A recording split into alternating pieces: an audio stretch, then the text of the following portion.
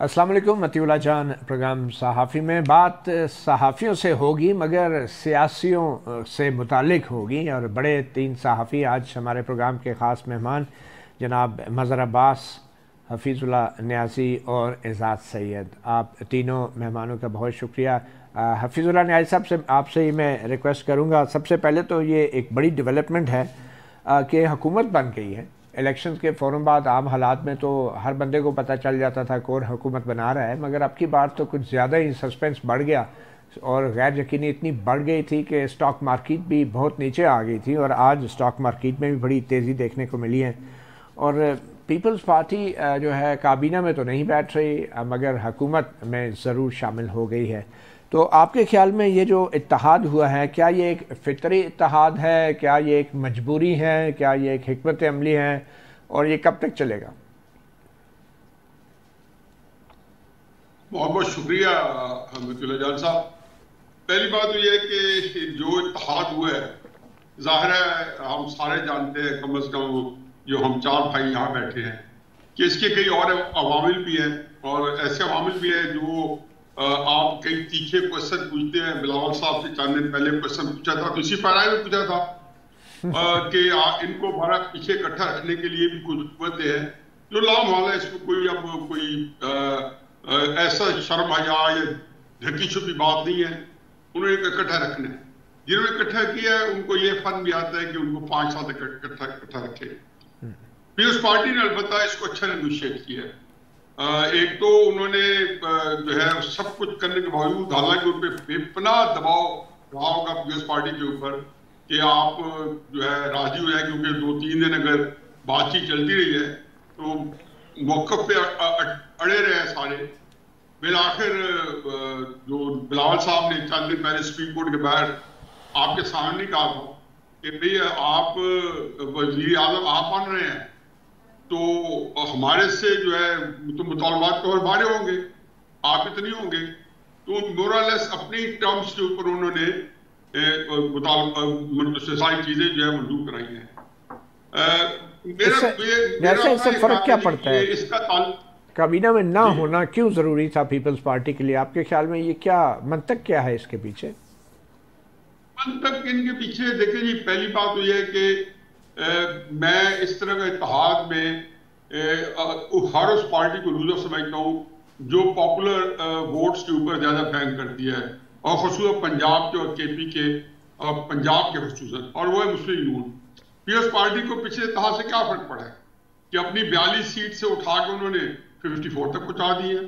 ये बात हम तो लिख सके थे कि जब ये इत्तेहाद हो रहा था, हुकूमत बन रही थी, जब 2022 के अंदर अप्रैल में, तो तब भी पता था कि सबसे ज्यादा नुकसान मुस्लिम लीग को होगा। अब मजीद पीपल्स पार्टी ने मजीद एहतियात बरती है। उनको मजा आ गया कि यार ये तो सारा मुद्दा जो है ये पंजाब के अंदर जो इसका रिएक्शन होगा या केपी में होगा तो मुस्लिम लीग के खिलाफ जाए। असल में जो बात मैं कहना चाहता हूँ यह कि क्राइसिस में मुल्क का ये नहीं है कि ये हुकूमत चल पाती है नहीं चल पाती। क्राइसिस मुल्क का ये है कि पिछले 7-8-9 साल से जो सियासी अदम इस्तेकाम पैदा किया गया है, आया उसकी तरफ वापसी हो सकती है? आया पॉलिटिकल स्टेबिलिटी को हम दोबारा ला सकते हैं? मेरा जवाब है नो। मैं इलेक्शन से पहले या मलिक साहब के साथ भी बैठ के कई दफा ये बात हुई है, एजाज साहब भी होंगे, कि मैं हमेशा कहता था कि ये ऐसे इलेक्शन आ रहे हैं कि अगर ये हो गए तो भी सत्यानाश, और ना हो गए तो सवा सत्यानाश। ये अजीबो गरीब सिचुएशन के अंदर हम कैच 22 में फंसे हुए थे इन इलेक्शन की वजह से। और मुझे लगता ही है कि जब तक सियासी इस्तेकाम नहीं आता, जिसका कोई मुझे आसार नहीं आती, उसकी वजह जो है वो है ऐसा लड़ाई जो इमरान खान साहब की आखिरी फिक्र क्या है मुझे अर्ज करने दें कि आखिरी जो एस्टेब्लिशमेंट इमरान खान साहब की है उसका नतीजा बरामद नहीं होता, एक मंतकी अंजाम तक नहीं पहुंचती, तो ये कभी भी स्टेबिलिटी नहीं आ सकती निजाम तक। जी मज़हर अब्बास साहब, आपके ख्याल में इत्तेहाद का बन जाना क्या ये इस्तेकाम, सियासी इस्तेकाम के लिए काफ़ी नहीं है? और स्टॉक मार्केट भी इसको शो तो कर रही है। देखिए मती, एक तो ये कि वो ज़ाहिर है एक किसी हद तक जो अनसर्टेनिटी के बादल थे वो किसी हद तक तो छटे हैं। जिस तरह का ऐलान हुआ है उससे 2 चीज़ें वाज़ेह हो गई। एक ये कि ज़ाहिर है गवर्नमेंट बनने जा रही है और किसकी बनने जा रही है ये भी नज़र आ गया। کون وزیر اعظم ہوگا، کون جو ہے پرائم منسٹر ہوگا، کس کے پاس کون پریزیڈنٹ ہوگا، کون اسپیکر، کون سے مراد یہ کہ یہ ڈیسائیڈ ہو گیا کہ پارٹیز میں کس طرح ڈسٹریبیوشن ہوگی، چیئرمین سینٹ. تو وہ جو ایمبیگوٹی تھی وہ ختم ہوئی، اور ظاہر ہے اس کا اثر ہم نے اسٹاک ایکسچینج پر بھی دیکھا ہے.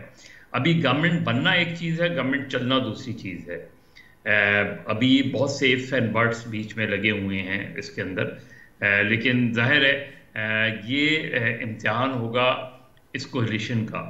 یہ کیونکہ پی ڈی ایم پارٹ 2 آپ سمجھ لیں اس کو، تو پی ڈی ایم پارٹ 1 کا جو ایکسپیرینس ہے وہ تو بہت کامیاب نہیں رہا ایکسپیرینس.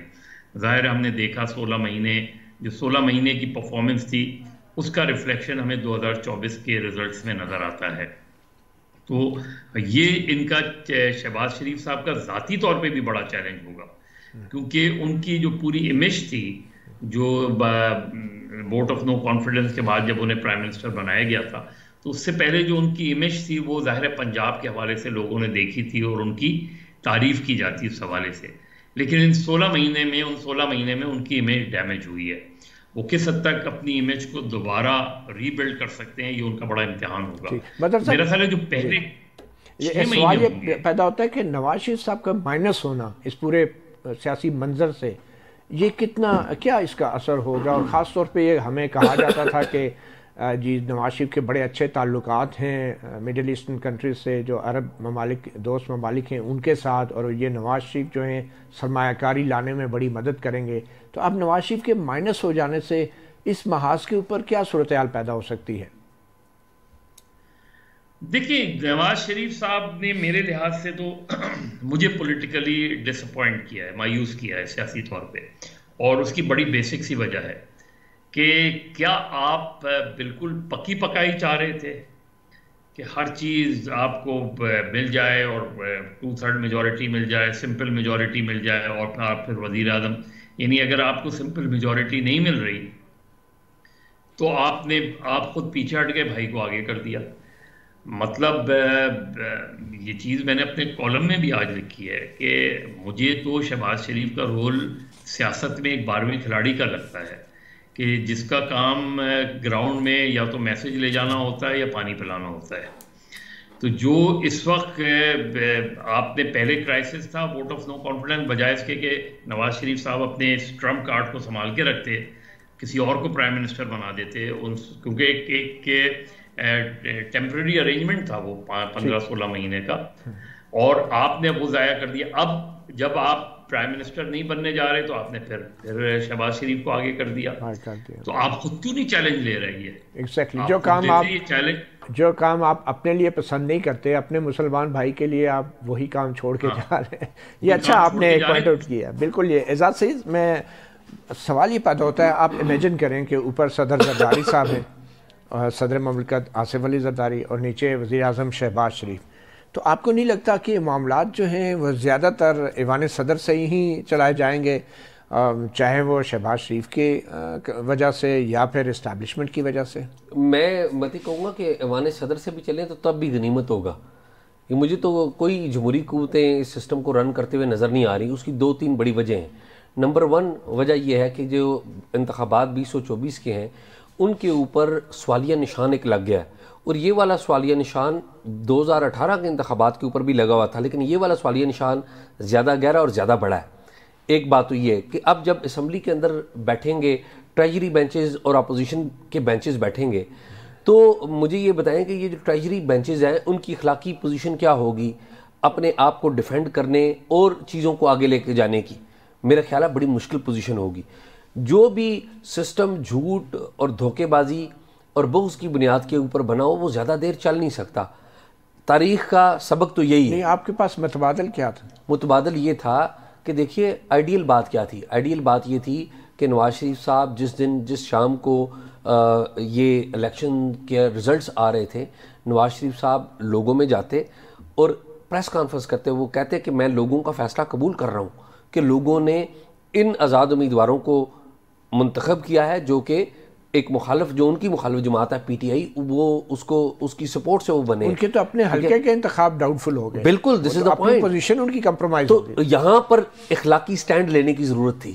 یہ وہ جگہ تھی جہاں پر اخلاقی سٹینڈ لینے کی ضرورت تھی، اور وہ کہتے کہ آئے پی ٹی آئی اور آ کے حکومت بنائے. اگر پی ٹی آئی نہ بنا پاتی وہ تو کہا شہباز شریف صاحب نے، وہ بہت بات کی بات ہے نا. نہیں اگر بات کی بھی صحیح، لیکن آپ کے خیال میں پی ٹی آئی حکومت بنا سکتی تھی؟ پہلی بات تو یہ ہے، یہ تو فیکٹ ہے نا کہ پی ٹی آئی حکومت نہیں بنا. میں جواب دیتا ہوں آپ کو. پہلی بات تو یہ ہے کہ یہ جو پارٹی ہے جس کے نام پر جو بھی ووٹ پڑا ہے وہ کیا نواز شریف کے نام پر پڑا ہے یا شہباز شریف کے نام پر پڑا ہے؟ وہ نواز شریف کے نام پر پڑا ہے.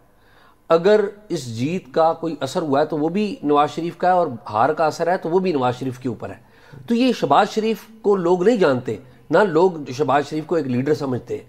دوسری بات یہ ہے کہ آپ یہ کہتے ہیں کہ یہ فیکٹ ہے کہ پیپلز جو پاکستان تحریک انصاف ہے وہ حکومت نہیں بنا سکتی تھی. آپ یہ فیکٹ کیوں کہہ رہے ہیں؟ بیسیکلی آپ یہ یقین کرتے ہیں کہ طاقت کا جو اصل سرچشمہ ہے وہ کہیں اور ہے. آپ کا اس بات پہ ایمان ہے کہ طاقت کا سن لیجیے نا سر، سن لیجیے نا. میں کیسے بنتی ہے حکومت؟ آپ فارمولا بتا رہے ہیں. میں عرض کر رہا ہوں نا، میں فارمولا آپ کو بتا رہا ہوں کہ طاقت کا جو اصل سرچشمہ جو کنٹرول ہے وہ شاید کسی اور کے پاس ہوگا. بالکل ٹھیک ہے، لیکن آپ اسے سموتھ سیلنگ تو کرنے دیتے. جب وہ فیل ہو جاتا، کس کے پاس ہے؟ پنڈی کے پاس نہیں ہے. پنڈی کون؟ پنڈی مطلب میں ابھی کہہ دوں کہ اسٹیبلشمنٹ ہے یا فوجی اسٹیبلشمنٹ ہے، چلا دیں. نہیں تو وہ تو چلے جائے گا. مجھے یہ بتا ہے وہ تو سب کو پتا ہے اس وقت کس کے پاس ہے. تو لیکن اس کا فارمولا کیا؟ دیکھیں نا، ہر پی ٹی آئی حکومت بنا سکتی تھی. دیکھیے بالکل بنا سکتی تھی. کیسے بنا؟ پیپلز پارٹی کے ساتھ مل سکتی تھی. انہوں نے انکار کر دیا بیٹھنے بات کرنے سے. وہ تو بات کی بات ہے نا، وہ تو ابھی کی بات ہے نا. آپ نے کیا انہیں موقع دیا؟ دیکھیں نا، آپ نے موقع نہیں دیا نا. وہ ابھی بھی اگر چاہیں تو بنا سکتے ہیں. میں یہ عرض کر رہا ہوں کہ جو موقع تھا، موقع پتہ کیا تھا؟ موقع یہ تھا کہ آپ کے اوپر ایک سوال ہے کہ آپ اسٹیبلشمنٹ کی انگلی پکڑ کر آ کر اقتدار لینا چاہتے ہیں. لوگوں نے آپ کو ریجیکٹ کر دیا ہے، آپ کو اچھا لگے یا برا لگے، ریجیکٹ کر دیا دس وے اور دیٹ وے. ٹھیک، تو آپ نے اخلاقی پوزیشن نہیں لی. اب اس کا اثر دیکھ لیں. فیئر انف، اس کا اثر دیکھ لیا. -1 سے ہوتے ہوئے -2 اور پتہ نہیں اور ابھی کتنے مائنس ہو جائیں گے آنے والے وقت میں. چھوٹی سی بریک لیں گے. بریک کے بعد بات کریں گے جو سوشل میڈیا کے اوپر پابندیاں ہیں. ٹویٹر پلیٹ فارم پچھلے 4 دن سے بند پڑا ہے. سندھ ہائی کورٹ کے چیف جسٹس بھی بولنے پر مجبور ہو گئے. انہوں نے کیا کہا، اس پہ بھی بات کریں گے ایک چھوٹی سی بریک کے بعد.